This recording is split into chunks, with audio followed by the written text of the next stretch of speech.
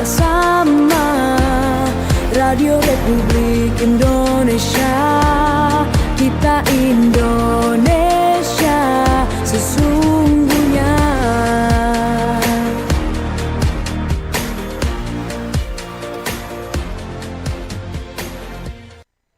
Baik, selamat pagi untuk Anda pendengar Radio Republik Indonesia dan juga Anda yang mengikuti siaran kami lewat streaming di YouTube. Senang sekali kami hadir untuk topik kali ini, Operasi Patuh Samrat 2025.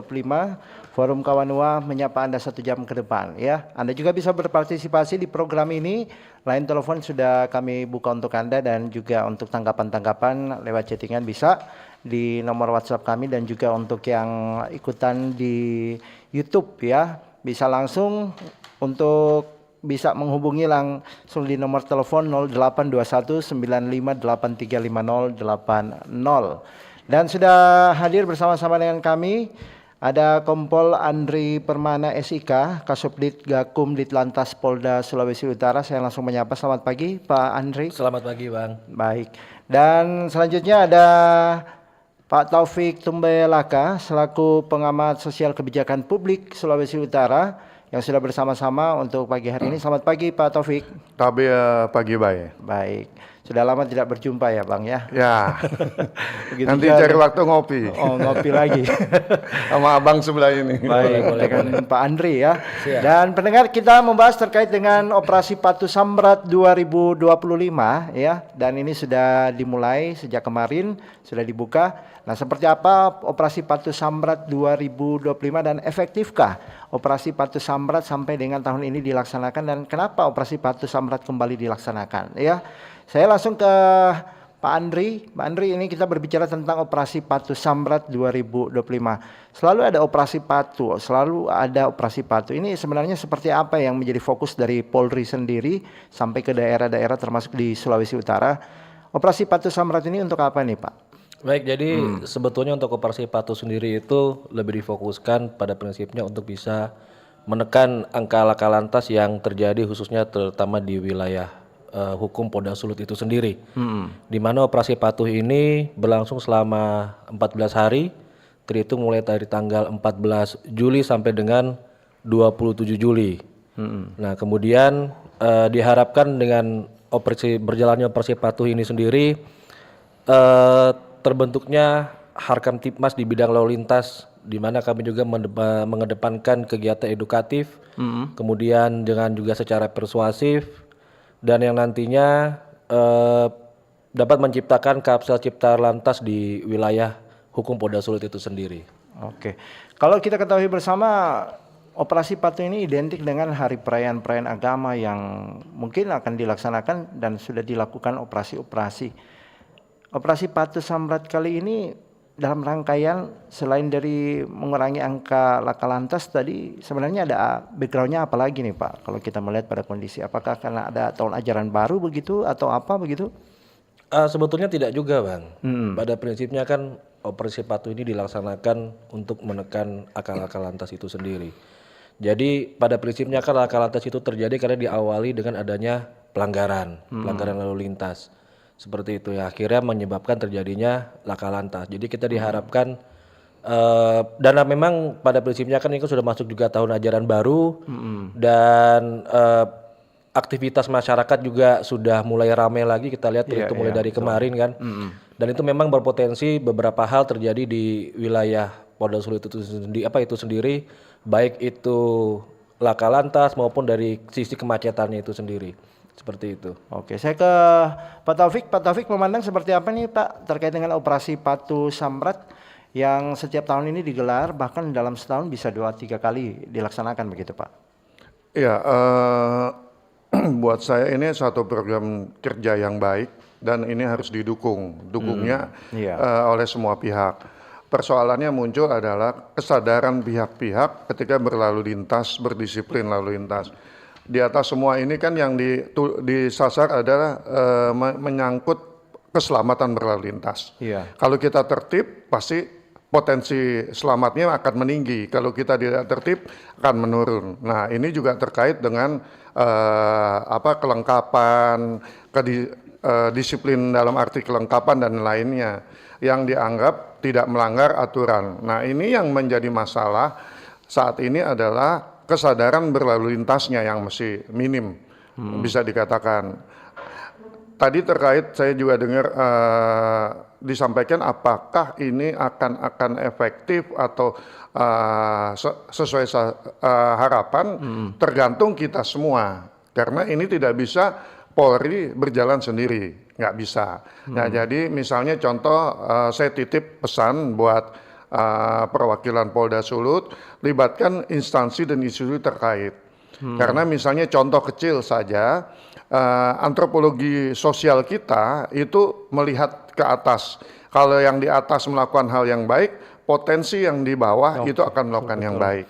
Karena ada antropologi sosial yang dikenal di daerah kita, termasuk dalam hal ini Indonesia, itu ada panutan. Nah, jadi bagaimana institusi dan instansi lain juga ikut mendukung.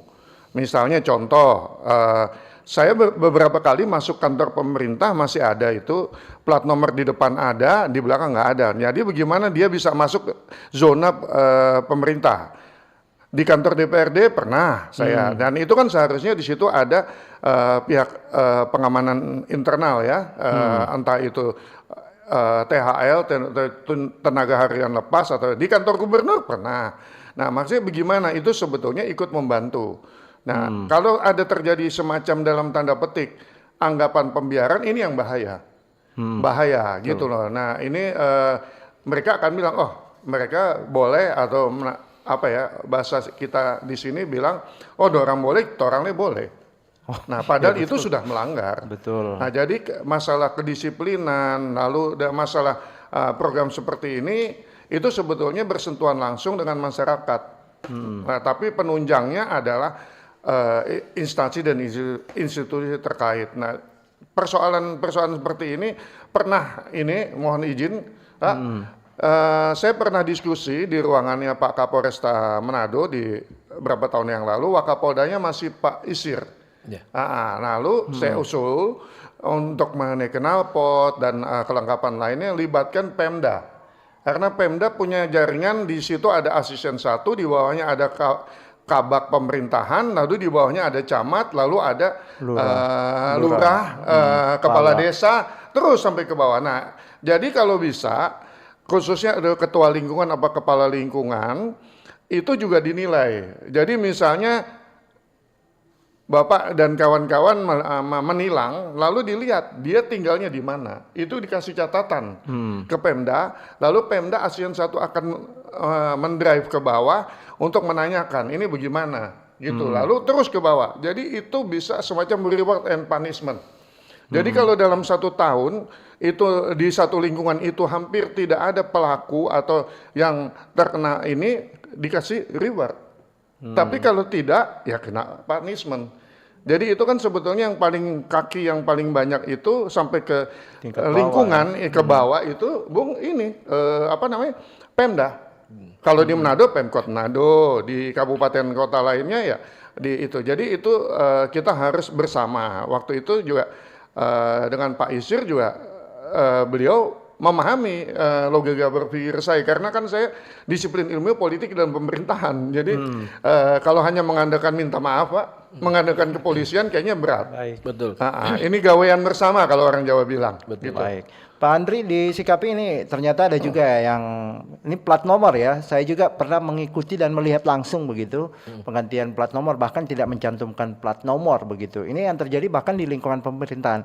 Seperti itu juga yang ditemukan oleh pihak kepolisian selama operasi Patuh yang dilaksanakan selain dari operasi Patuh Samrat 2025 yang sekarang ini masih melihat bagaimana kondisinya begitu, Pak.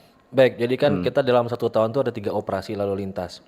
Operasi kewilayahan yang pertama operasi keselamatan, kedua operasi Patuh, dan nanti menjelang akhir tahun itu ada operasi Zebra. Terkait masalah fenomena plat nomor yang tidak terpasang, terkadang depan dipasang, belakang tidak, begitu juga sebaliknya. Kami juga sudah beberapa kali juga melakukan penindakan terhadap kena plat nomor tersebut seperti itu. Dan itu memang cukup banyak sih, Pak. Itu memang jadi fenomena sekarang di Sulawesi Utara.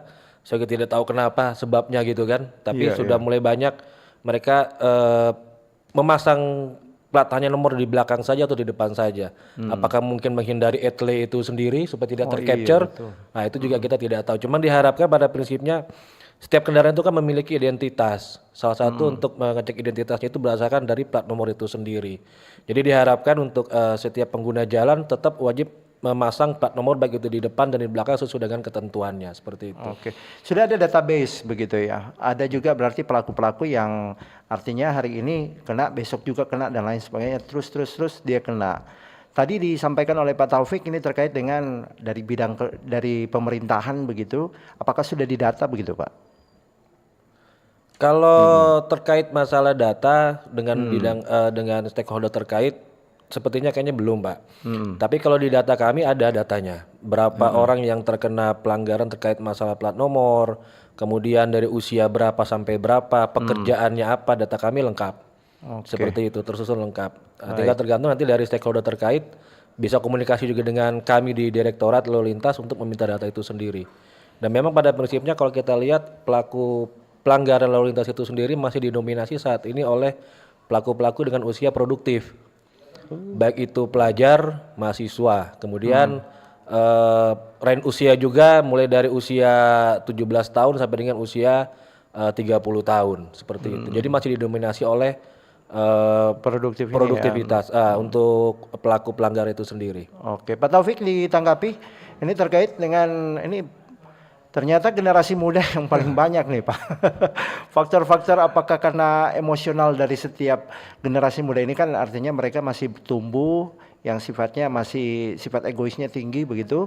Apakah juga itu mempengaruhi terkait dengan bagaimana Bapak tadi mengusulkan begitu kepada Polda terkait dengan bagaimana kemudian dari pemerintahan kelurahan artinya mereka yang lebih tahu masyarakatnya begitu Pak.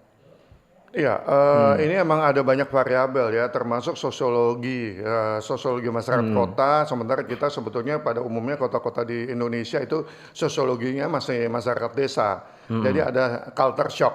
Jadi kalau kita bicara sosiologi masyarakat kota, itu kan kehidupannya lebih kompleks. Gimana waktu sangat mepet, kita hampir tidak punya kegiatan sosial, otomatis kedisiplinan menjadi yang paling utama. Nah, kita juga melihat hal-hal semacam ini. Nah, lalu variabel berikutnya mungkin kita semua pernah muda.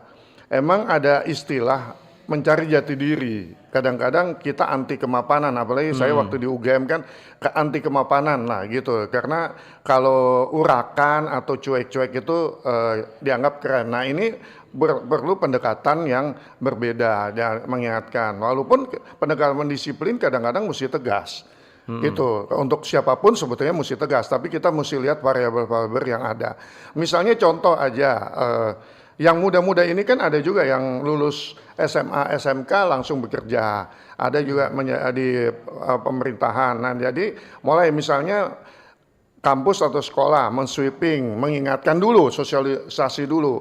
Misalnya kalau misalnya pelaku itu mahasiswa, oknum mahasiswa, itu berpengaruh nanti dengan penilaian di kampus. Begitu juga ASN, THL atau biasa sebagai honor kalau masuk itu di sweeping, itu diberikan. Nanti ada hubungannya dengan tunjangan-tunjangan mereka. Karena kalau pihak kepolisian tidak dibantu, kayaknya berat gitu loh, berat. Jadi nanti tinggal kalau sudah semua kita mau satu semangat, satu persepsi, otomatis satu tindakan.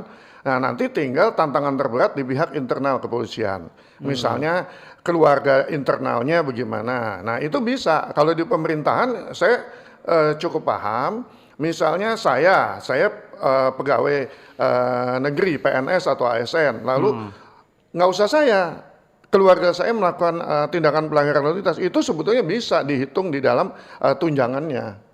Ada rewardnya, ada punishmentnya kan di situ. Nah, inilah yang menjadi tantangan ke depan. Kita mesti lebih kreatif. Misalnya contoh, tidak boleh masuk kantor gubernur, bupati, wali kota, kantor camat, kantor dinas segala macam, termasuk RRI gitu ya.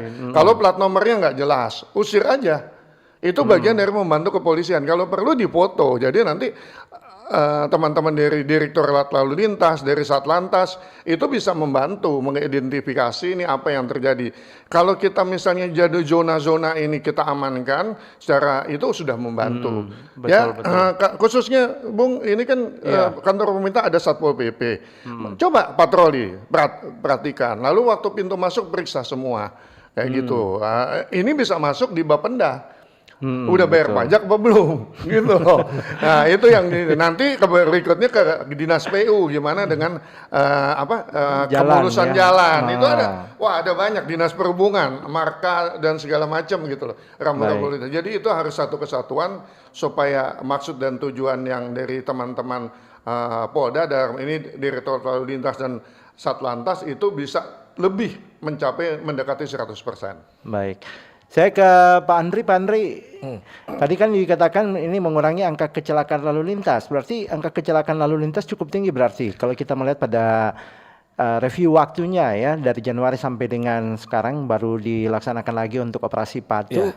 Nah, saya juga ini beredar di media sosial bahkan kecelakaan yang cukup fatal ya, merusak tubuh manusia, hancur bahkan seseorang ketika mengalami kecelakaan dan meninggal dunia. Apakah ini teridentifikasi karena itu baru dilaksanakan operasi Patuh atau seperti apa nih Pak? Oh tidak, tidak, itu tidak seperti itu. Memang saya ambil data, kita lihat operasi Patuh di 2023 dan 2024. Nah, jadi kami selalu membuat data selama 14 hari waktu pas di tahun 2023 itu jumlah laka lantas itu ada 56. Kemudian di tahun 2024 meningkat menjadi 81 untuk jumlah laka lantasnya. Itu yang ringan dan berat atau sudah termasuk? Itu sudah gabungan seperti itu. Di dalamnya sendiri untuk yang meninggal dunia itu selama operasi Patuh di 2023 itu ada sebanyak 4 orang meninggal dunia. Kemudian di 2024 itu ada 8. Meningkat ya Pak ya? Meningkat. Kemudian untuk luka ringan luka ringannya ada 61 di 2023 dan di 2024 itu ada 95.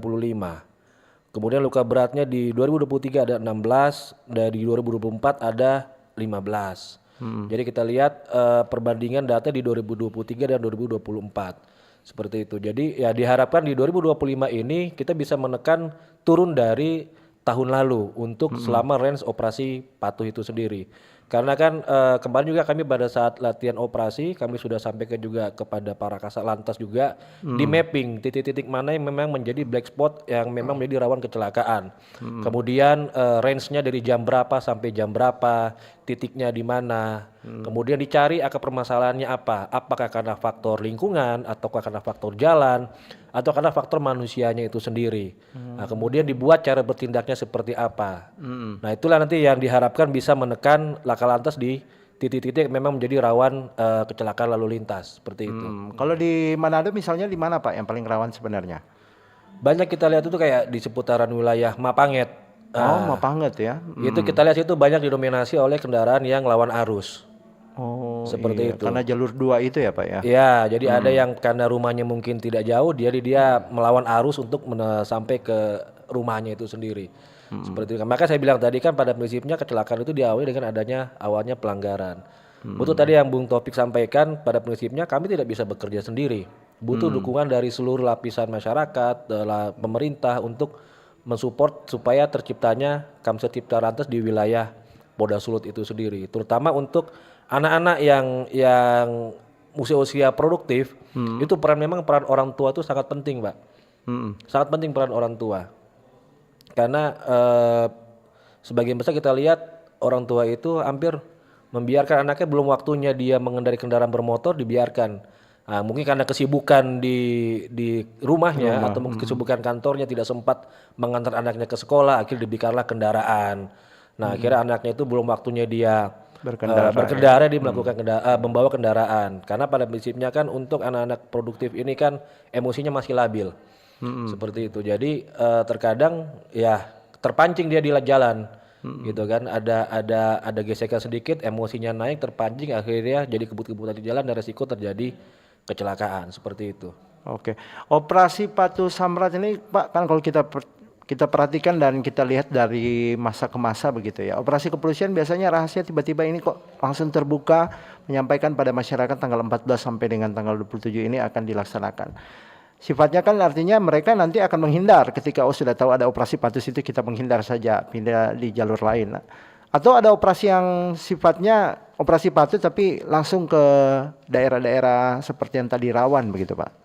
Jadi kan untuk sistem kegiatannya sendiri kan kita ada namanya secara stasioner dengan secara hunting system. Seperti itu. Untuk stasioner kita menggelar secara serentak di beberapa titik, kemudian dilaksanakan kegiatan operasi, diperiksa semua kelengkapan kendaraan, kemudian kelayakan kendaraannya juga, termasuk pengemudi atau pengendaraannya itu sendiri. Nah, kemudian untuk sistem hunting system itu sendiri, kita akan melihat pelanggaran-pelanggar yang memang terlihat jelas di mata kita, oh dia melakukan pelanggaran, misalkan dia terobos traffic light atau mungkin dia melawan arus dan mungkin dia melakukan pelanggaran-pelanggaran lainnya. Kemudian kita juga ada yang menggunakan etle. Nah, etle ini juga saat ini memang di Manado sendiri belum terpasang di semua titik, hanya beberapa titik yang baru terpasang seperti itu. Jadi kegiatan operasi ini sendiri memang kami sampaikan ini dari tanggal berapa sampai tanggal berapa itu, tapi pada prinsipnya di luar dari tanggal itu tetap kita melaksanakan kegiatan-kegiatan penertiban di jalan seperti itu. Kenapa harus terbuka Pak? Tidak dilakukan sifatnya tersembunyi agar supaya masyarakat seperti yang saya katakan tadi, mereka sudah tahu di situ, akhirnya mereka berpindah begitu. Ya kalau kami kan ingin mencoba menggugah masyarakat gitu kan. Iya. Dengan harapan biarpun istilahnya kami secara gamblang terbuka kegiatan operasi dari tanggal 14 sampai tanggal 27, diharapkan masyarakat juga jangan hanya pada saat operasi dia mau tertib seperti itu. Jadi ini lebih menggerakkan emosional dan juga moral dari masyarakat untuk disiplin dalam berlalu lintas. Pak Taufik, ini Pak Taufik, ini kita melihat tadi dikatakan ada tadi lawan arah ya, Mapangat yang paling sering ya. Kita tahu di sana juga jalur cepat untuk jalur-jalur ke bandara begitu ya Pak ya. Bagaimana sebenarnya tatanan lalu lintas kalau Anda lihat, apakah perlu dibenahi lagi, diperbaiki lagi begitu terkait dengan jalur-jalur tertentu yang harus menjadi pusat perhatian agar supaya tidak terjadi yang namanya laka lantas akibat pelanggaran begitu Pak? Ya, itu memang pihak Pemda bisa meminta masukan-masukan untuk kebijakan-kebijakan terkait apa kondisi yang ada di jalan, yang menunjang, entah itu marka jalan, lalu apa pedestrian, pembatas jalan yang di tengah itu barriernya, itu bisa itu karena itu masukan dari kepolisian itu kan biasanya lebih lengkap dan lebih spesifik. Nah ini yang kadang-kadang masih belum diperhatikan. Karena ini yang namanya, yang paling sulit, ini operasi yang sekarang ini kan harus continue memang. Karena membangun kesadaran itu tidak mudah. Nah itu yang paling penting kan, tujuan tadi saya sudah katakan ini untuk keselamatan berlalu lintas. Bukan hanya sekedar lengkap apa segala, itu keselamatan berlalu lintas. Nanti dampaknya juga luas. Tahu saya nanti bisa ditanya ke Jasa Raharja, kalau ada kita dapat musibah, hari apes kan nggak ada di tanggalan katanya, gitu kan? Kalau itu belum tentu bisa di backup oleh Jasa Raharja karena pihak kepolisian juga nggak mau surat keterangan yang dibutuhkan itu. Nah ini ada banyak. Jadi kalau kita yang paling penting kesadaran, sama juga. Bung datang ke segi kantor kan ada kesadaran tepat waktu pagi-pagi. Betul. Nah tapi di balik itu emang ada reward and punishment. Nah itu yang yang mesti ditekankan bahwa semuanya akan terjadi hal-hal yang tidak diinginkan kalau kita kurang disiplin dalam bentuk apapun. Karena ini berlalu lintas itu resikonya tinggi.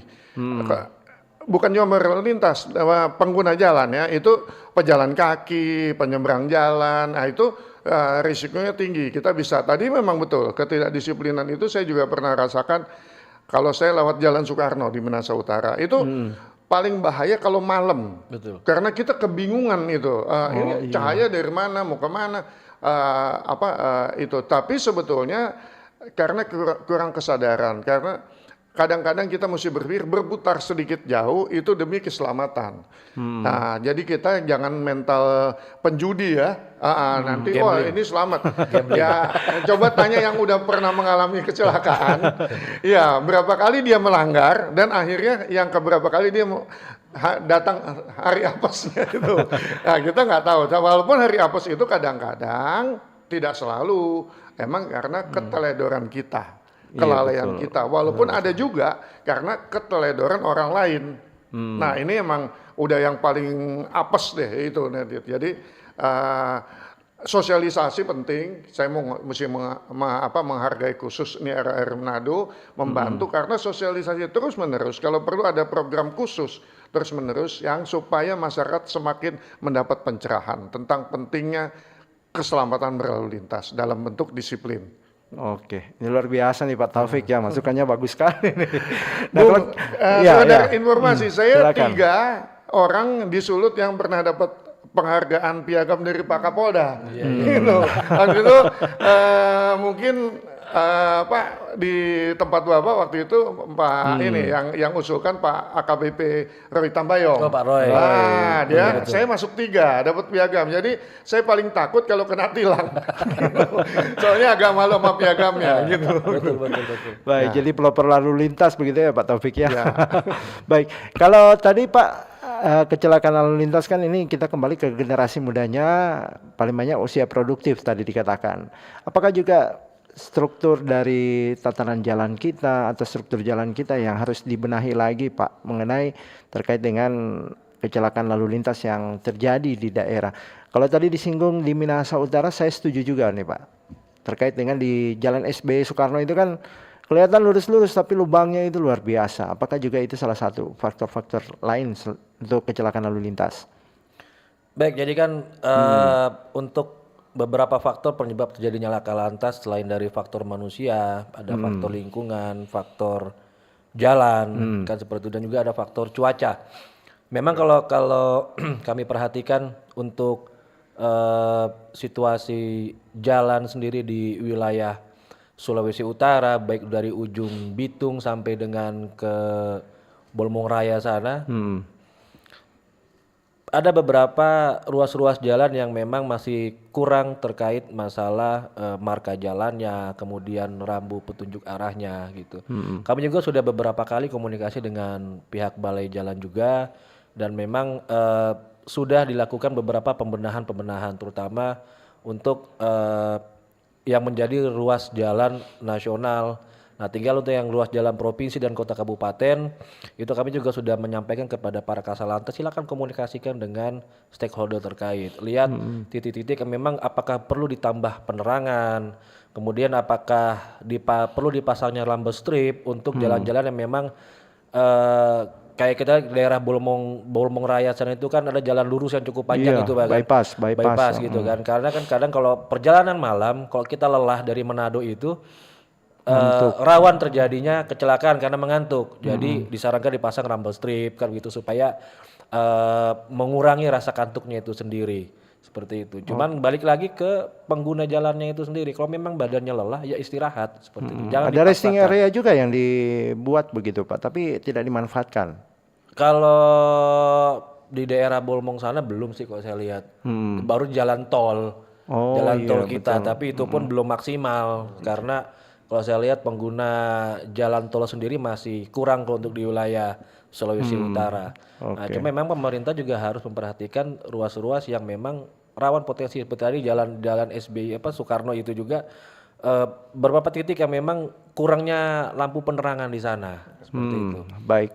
Kita akan break dulu untuk Anda pendengar yang mau bergabung, silakan di line telepon sudah kami buka ya. Belum kami respon tadi sebelumnya karena memang masih dalam pembahasan materi kita.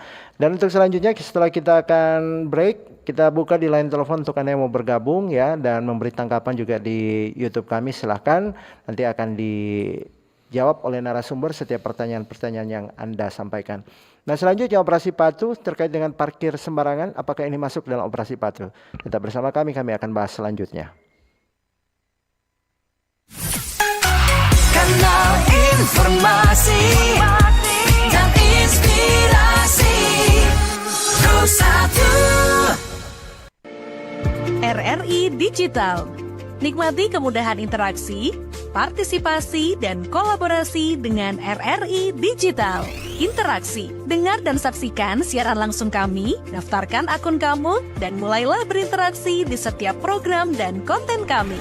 Partisipasi, kreasikan konten kamu dengan berita, podcast, vlog, film, musik, dan playlist.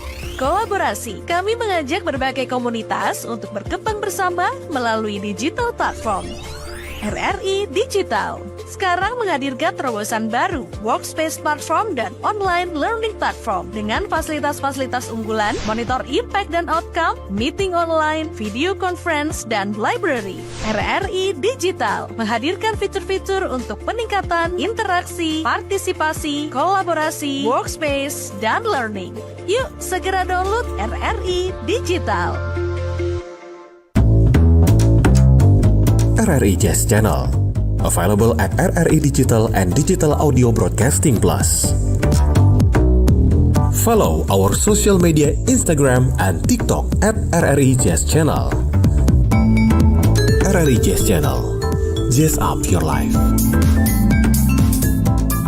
Halo RRI. Halo RRI. Iya, halo RRI. Jadi semua bisa sampaikan semua keluhan masalah atau informasi melalui SMS, WhatsApp, dan media sosial secara langsung di 0816 16 12 121 setiap hari Senin dan Jumat pukul 10 pagi sampai pukul 11 siang waktu Indonesia Tengah. Suarakan masalah Anda dan temukan solusinya bersama Halo RRI. Halo RRI. Kanal informasi dan inspirasi Pro1. Sudah ada penelpon yang bergabung dan kami ingatkan untuk Anda juga yang bisa menyampaikan aspirasi Anda langsung di live streaming kami dan juga telepon kami ya 082195835080. Selamat pagi RRI. Halo, selamat pagi Forum Kawan Nua Pro1 RRI Manado. Iya, selamat pagi. Dengan Pak siapa di mana? Saya dengan Cliff dari Motoli Minahasa Selatan ini. Oh, dari Minahasa Selatan. Silakan. Minahasa Selatan. Iya. Selamat pagi untuk kedua narasumber dari kepolisian lalu lintas ya. Selamat pagi, Pak. Selamat pengamat. Iya, silakan Pak. Begitu. Saya begini tentang kecelakaan Pak. Itu kecelakaan itu banyak apa itu permasalahannya itu karena mungkin jalan. Kalau saya kan biasanya arah ke Motoling ke Manado itu banyak jalan-jalan yang kalau tikungan itu sangat tajam. Contoh dari Tanawangko ke Manado itu sangat sempit di dekat pantai itu kan. Biasa kan kalau siapa yang ke Mingsal itu pasti biasa lewat. Jadi memang sangat berbahaya. Dan juga ada jalan-jalan yang memang lubang, Pak. Jadi kecelakaan itu jadi banyak apa? Jadi faktor lah. Mungkin dari manusia, kendaraan, jalan. Iya. Jadi kira-kira seperti apa dari Bapak, mungkin dari Direktorat Lalu Lintas atau dari Kasat Lalu Lintas itu menyampaikan kepada Pemda. Karena kecelakaan itu banyak karena diakibatkan itu jalannya lubang. Pernah terjadi di depan, hampir di depan kantor Bupati Minahasa Selatan itu lubang. Kecelakaan itu banyak. Sampai 3 orang yang meninggal di situ. Dan juga hampir terperosok di situ. Kira-kira langkah-langkah apa yang harus dilakukan oleh kepolisian supaya menekan laka lalu lintas di daerah Provinsi Sulawesi Utara itu. Langkah-langkah apa yang harus dilakukan? Bukan hanya sosialisasi atau cuman karena operasi patuh, tapi bagaimana cara supaya mungkin ada kolaborasi atau sinergi dari pemerintah. Dalam ini dari balai jalan lah atau dari mana PU. Karena banyak kecelakaan itu karena jalan, faktor jalan Pak. Kami sudah tangkap maksudnya Pak Cliff di Motoling ya. Oke. Mudah-mudahan operasi ini memang betul-betul menekan angka kecelakaan lalu lintas di provinsi. Baik, terima kasih Pak Cliff yang ada di Minsal Motoling. Ini baru pengucapan ya. Apakah di sana juga banyak terjadi kecelakaan? Nanti kita akan tanya ke Pak Andri. Selanjutnya di belakangnya Pak Cliff, silakan. Selamat pagi RRI. Oh, belum ada ya. Anda yang ingin menyampaikan tanggapan bisa langsung di YouTube kami dan sempat tadi terpending. Pak, ini terkait dengan parkir ya. Saya tahu bahwa parkir lebih dari 1 hari itu di jalan-jalan tertentu itu sudah merupakan pelanggaran yang kadang-kali masyarakat kita masih cuek dengan hal itu. Banyak penindakan yang dilakukan, apakah juga operasi patuh samrat masuk di parkir-parkir liar ini Pak?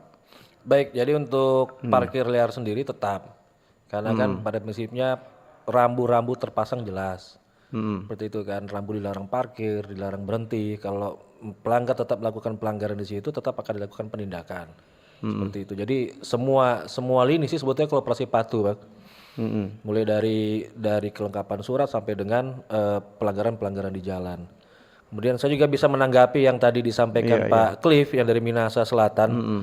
Jadi kami itu di setiap satuan lalu lintas jajaran itu ada namanya FGD, Focus Group Discussion. Dan di situ juga di dalam situ ada yang namanya apa istilahnya itu komunitas. Di dalam situ ada Kasat Lantas, di situ ada pemerhati jalan, di situ ada juga dari Dinas Perhubungan seperti itu. Jadi permasalahan-permasalahan lalu lintas di wilayah masing-masing itu akan dibahas di sana. Nah dari FGD itu sendiri dan itu akan dibuatkan biasanya dibuatkan rekomendasi untuk diteruskan kepada stakeholder terkait seperti itu. Tadi ada langkah-langkah apa yang disampaikan ke Pemda begitu yang dimintakan Pak Cliff? Iya dari kegiatan itu, kegiatan diskusi itu, jadi akan dibuatkan berita acaranya kemudian diteruskan kepada stakeholder terkait permasalahan-permasalahan di wilayahnya apa. Termasuk rambu-rambu lalu lintas dari dinas ke dinas perhubungan iya, begitu ya Pak? Seperti tahun lalu itu kalau tidak salah saya itu sudah banyak juga yang dilakukan dari pihak Balai Jalan, kalau nggak salah menyisir mulai dari wilayah Manado kemudian sampai ke arah Kota Mobagu sana. Dan sudah ada beberapa perbaikan rambu gitu kan. Apa memang harus ditambah begitu atau sudah cukup untuk rambu-rambu lalu lintas? Mengingat ini jalan kita kan semakin artinya sudah dibuat lebar lagi begitu. Sudah ada 2 jalur yang dulu cuma 1 jalur begitu. Ya, dan pasti akan disesuaikan dengan kondisi jalannya. Seperti itu. Baik.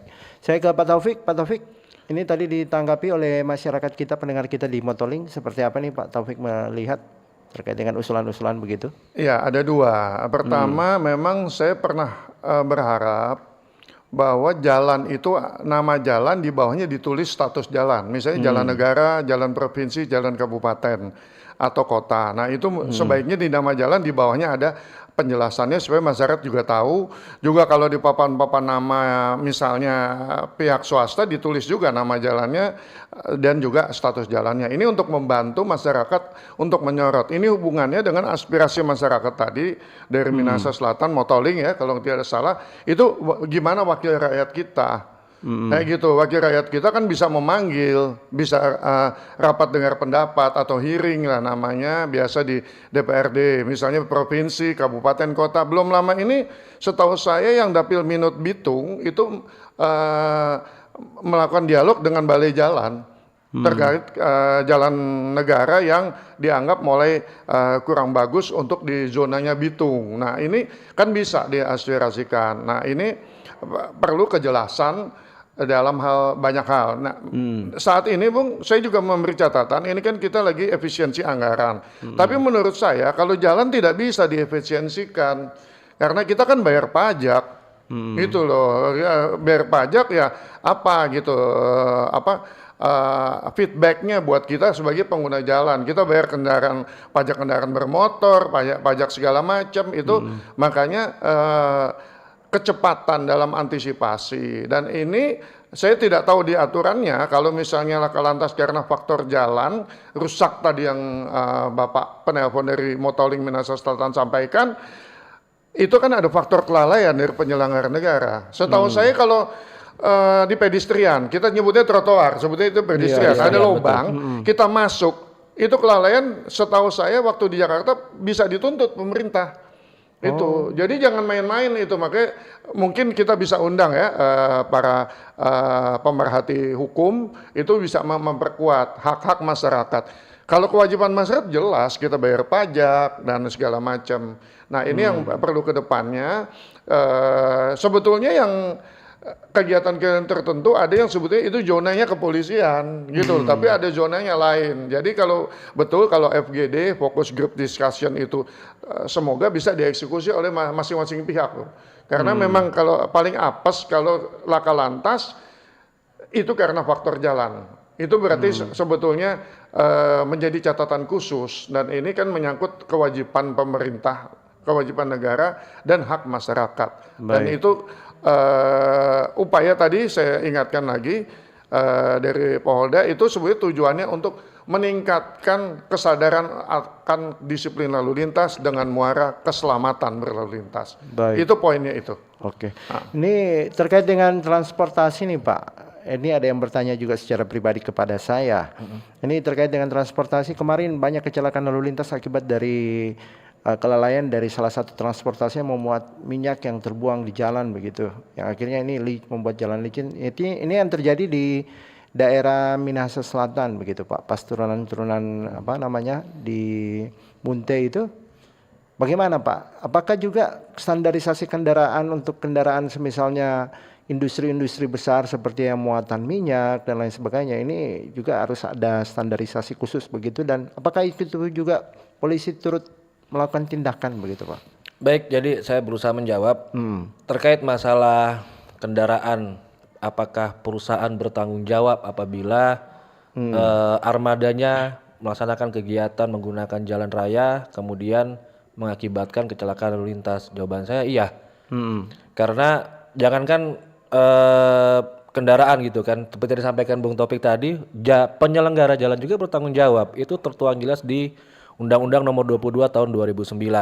Itu ada di pasal 24, yaitu penyelenggara jalan wajib segera dan patut memperbaiki jalan yang rusak yang dapat mengakibatkan kecelakaan lalu lintas, seperti itu.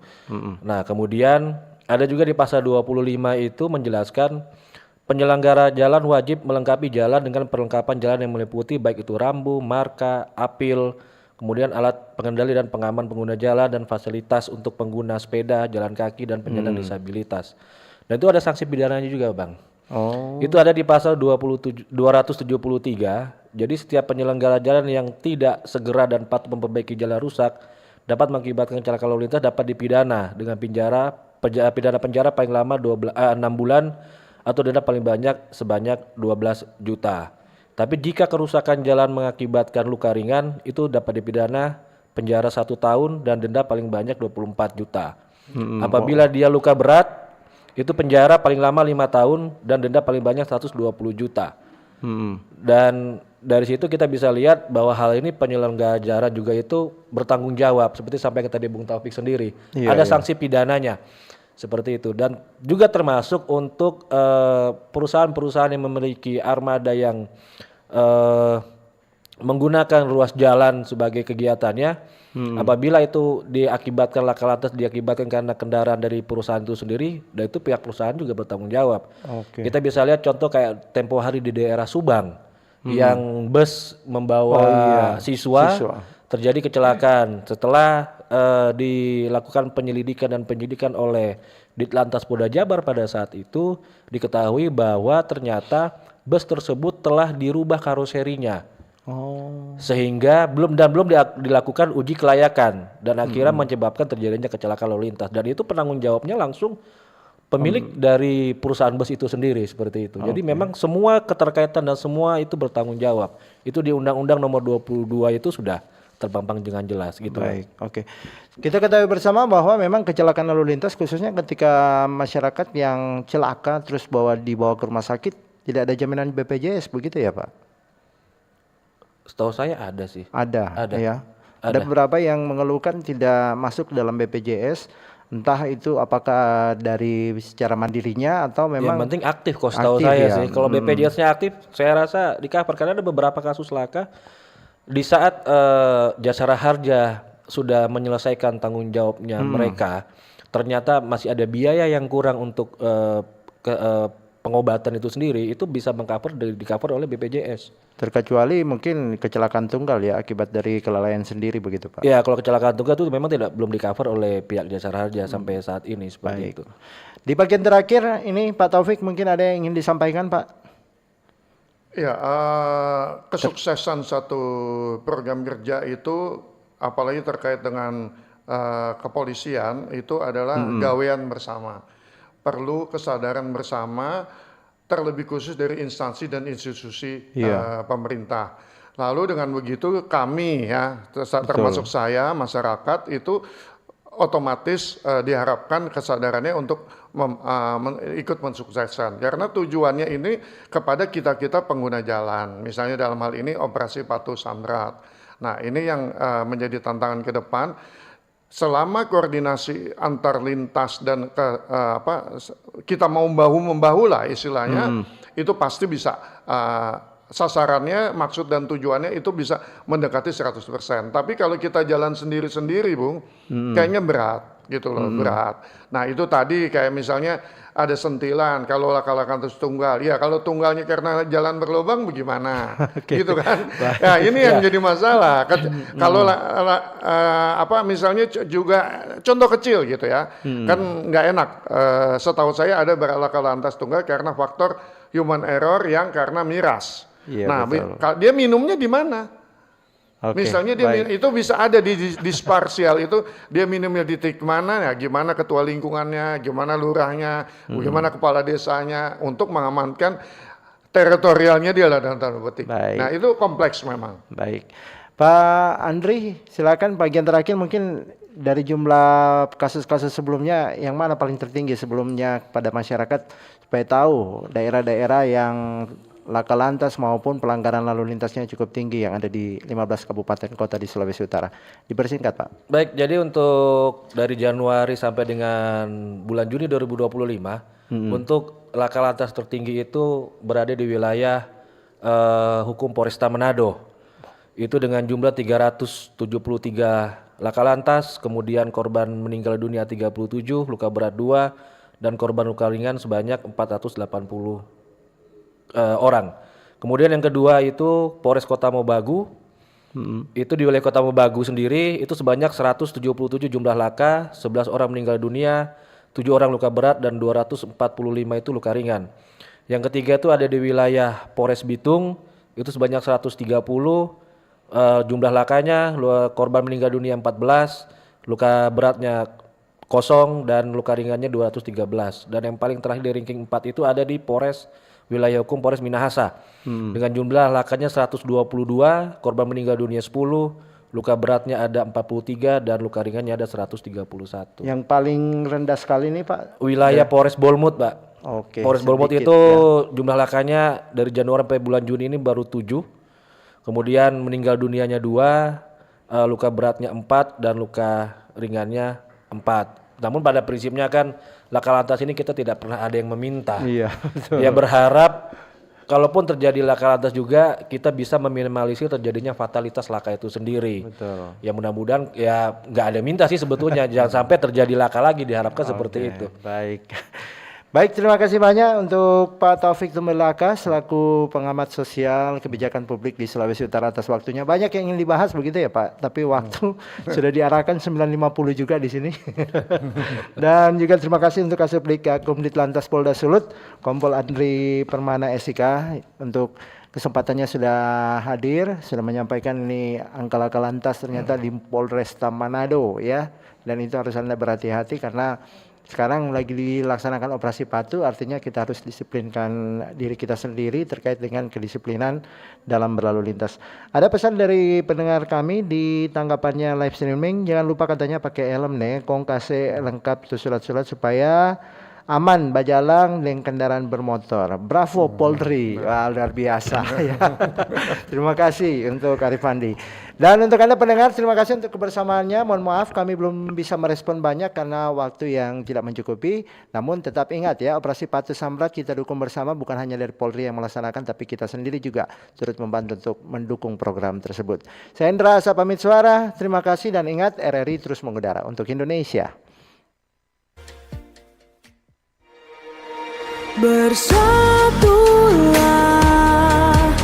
Indonesia, jangan pernah terpecah belah.